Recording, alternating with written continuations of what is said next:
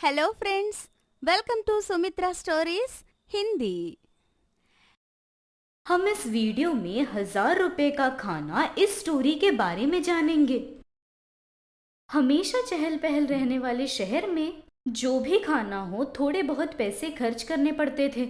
ऐसे शहर में विनोद और भार्गव ऐसे दो युवक कितनी आशाओं से नौकरी मिलेगी इस उम्मीद में आए थे शहर। लेकिन उनके इतनी कोशिश करने के बावजूद भी यहाँ कंपटीशन की वजह से उन्हें नौकरी मिल ही नहीं पाती है। ऐसे समय पर वे लोग एकदम ही हार मान चुके थे। अरे भार्गव, हमें क्या नौकरी मिलेगी यहाँ पर?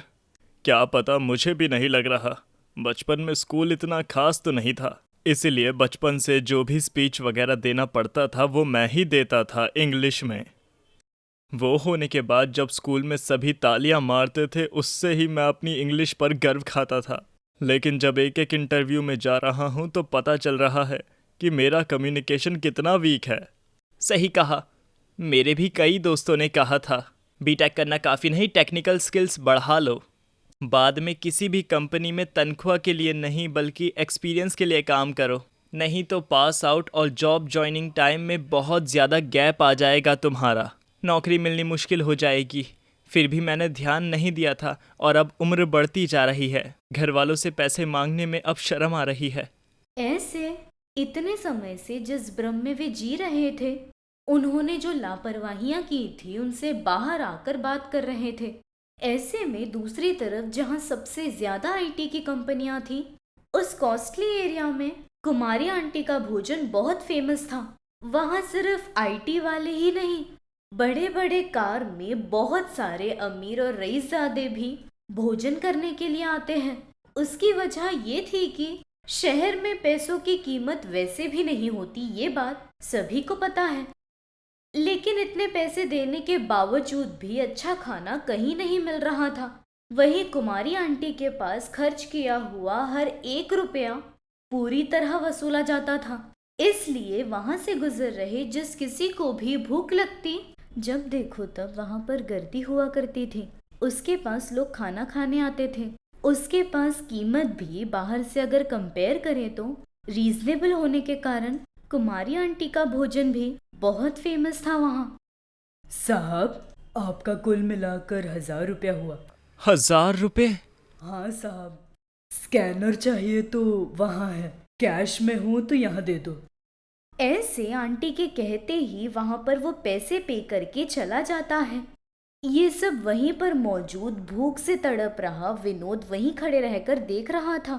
इसलिए अपने मन में वो ऐसे सोचता है, बाप रे, भोजन का 1000 रुपया!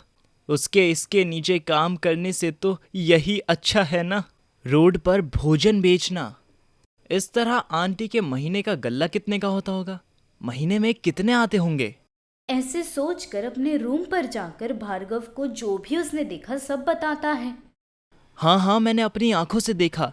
वो कुमारी आंटी के यहाँ पर ना बहुत भीड़ होती है। मान लो कि जैसे फ्री में ही बांट रही हो खाना ऐसे करके। और तो और खाने का रेट भी इतना ही। ऐसे बोलते हुए पूरी बात जाने बिना विनोद की बात सुनकर उस 1000 रुपए के रेट में कितने लोग खा रहे थे इस बात को भी जाने बगैर भोजन बेचना एक लाभदायक व्यापार होगा ऐसे सोचते हैं। इसलिए नौकरी की तलाश अब छोड़कर थोड़े बहुत पैसों से वे लोग भी कुमारी आंटी की तरह भोजन बेचेंगे ऐसे सोचकर पूरी तरह मन बना लेते हैं। अरे भार्गव, वैसे हमने सारी तैयारियां तो कर ही ली हैं। अभी जो हमें करना है वो ये है कि वो कुमारी आंटी के 1000 रुपए के भोजन के पास भोजन किसी भी तरह से रखते हैं वो लोग। इसीलिए हम प्रेजेंटेशन स्टाइल बदलेंगे। गले में एक एप्रन पहनकर, सर पे एक टोपी डाल के, वही जो शेफ्स पहनते हैं वो लगाकर, हाथ में ग्लव्स डालकर ऐसे हाइजेनिक तरह से प्रेजेंट करेंगे तो वो हमारी प्रेजेंटेशन से खुश हो जाएंगे। सभी लोग पढ़े लिखे हैं ना। ऐसे वे लोगों ने जैसा सोचा था वैसे कुमारी आंटी के फूड सेंटर के सामने ही इन्होंने फूड सेंटर चालू किया। पहले पहले वहाँ आंटी के फूड काउंटर पर इतनी गर्दी देखकर यहाँ कुछ ही लोग आते थे। लेकिन जब उस खाने की तुलना इस खाने से होती, यहाँ उनके प्रेजेंटेशन पर कोई ध्यान नहीं देता। लोगों ने वहाँ आना छोड़ दिया था। उनके फूड शॉप पर इसलिए अगर उनसे कम दाम में खाना बेचेंगे तो लोग उनके पास आएंगे, ये सोचकर वो भी किया उन्होंने। ज्यादा पैसे खर्च होने के बावजूद भी सभी लोग 1000 रुपए वाली कुमारी आंटी के पास ही खा रहे थे, उनके पास नहीं आते। इसलिए वे लोग बहुत निराश होकर ऐसे सोचते हैं, विनोद, मेरी सहन शक्ति अब खत्म हो चुकी है। हमें कहीं पर भी नौकरी नहीं मिलेगी, ये बात जानकर ही हमने ये बिजनेस शुरू किया था। लेकिन आंटी की वजह से ये काम भी हमारे हाथ से चला ही जाएगा। बिजनेस शुरू किए इतने दिन हो गए हैं, इतनी मेहनत कर रहे हैं, ठीक तरह से 10 प्लेट भी नहीं बिक रही हैं। इसीलिए हमारी तरफ लोगों को आकर्षित करने के लिए आंटी का बिजनेस कम करना होगा। इसीलिए मैं तुम्हें एक बात बताता हूँ, ऐसे करके हम आंटी का बिजनेस कम कर देंगे, ऑटोमेटिकली हमारा बिजनेस बढ़ जाएगा, है ना? ऐसे उनका व्यापार क्यों नहीं हो रहा था, इसके पीछे का कारण जाने बिना अच्छे से चल रहे कुमारी आंटी के व्यापार को खराब करने का सोचा। सोचने के अनुसार ही हमेशा गर्दी रहने वाले आंटी के पास ज्यादा खाना खाकर जब वो बिल बताया करती, तब फोन पर शूट करके वो वीडियो ले आकर 1000 रुपए का भोजन ऐसे हैशटैग से सोशल मीडिया पर पोस्ट करते हैं। 1000 रुपए का भोजन, ये बात इंटरेस्टिंग लग रही है ये जानकर। आगे पीछे देखे बिना लोगों के लाइक्स और शेयर आने पर वो बहुत वायरल हो जाती है। उस पर सिर्फ टेस्ट के लिए ही फेमस कुमारी आंटी का फूड स्टॉल अभी टू मच कॉस्ट ऐसे नाम से बदल जाता है। धीरे धीरे कुमारी आंटी का बिजनेस डल हो रहा था। ऐसे विनोद और भार्गव का बिजनेस भी कुछ अच्छा नहीं चल रहा था, कोई नहीं आ रहा था वहां। ऐसे लोगों के न आने पर तब उन दोनों मित्रों को समझ आता है, विनोद, बहुत सोचने पर मुझे समझ आया है कि कुमारी आंटी के खाने में और हमारे खाने में क्या अंतर है। वो टेस्ट है, उनका खाना टेस्टी होता है, इसलिए लोग वहां पर ज्यादा जा रहे हैं। हमारे पास यहाँ पर हम ही बना रहे हैं, इसलिए बैचलर भोजन की तरह ही होगा। हम रोज वही कर रहे हैं, इसलिए उसमें और हम में कोई गलती नजर नहीं आ रही। लेकिन लोग बाहर खाते हैं टेस्ट के लिए ही ना, इसलिए हमारे भोजन का व्यापार ठीक से नहीं चल रहा। लेकिन हमने जो 1000 रुपए का ट्रेंडिंग वाला वीडियो डाला, उससे कुमारी आंटी का क्या होगा पता नहीं। ऐसे बात कर रहे थे तब विनोद के मन में कुमारी आंटी का क्या हुआ होगा ऐसे विचार आकर उन्हें ढूंढकर उन्हें सॉरी बोलने का उसका बड़ा मन कर रहा था। इसलिए उन्हें बहुत जगह पर ढूंढने पर एक जगह पर उनका घर है ये जानकर उनके पास जाकर देखने पर बहुत दयाहीन स्टेज पर थी। उन्हें बेड पर से न उठने की स्थिति में एक 14 साल की बेटी बहुत बीमार पड़ी थी। वो सब देखकर विनोद को बहुत ज्यादा बुरा लगता है। अरे क्या हुआ आंटी? क्या करो बेटा, समय खराब हो तो ऐसे भी तो कोई वीडियो निकाल सकता था, लेकिन मेरे 1000 रुपये कहने पर ही किसी ने क्यों वीडियो निकाला? वो सच मानकर मेरे यहाँ लोग खाना क्यों छोड़ दिए? वो बच्ची कौन है आंटी?